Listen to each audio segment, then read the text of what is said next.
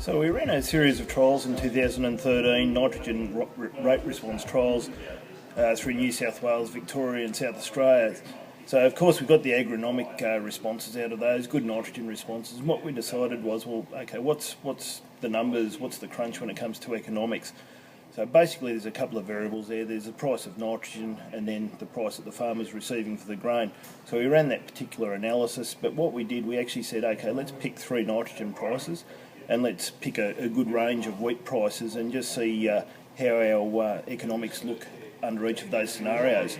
The other thing that we did there was look at the risk and reward. So for every dollar I spend, what am I likely to get back?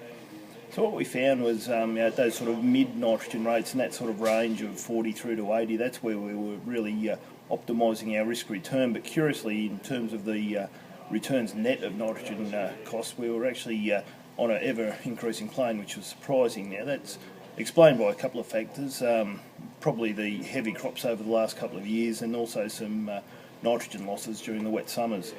The other question that always comes up when we discuss this is, what's the fate of nitrogen?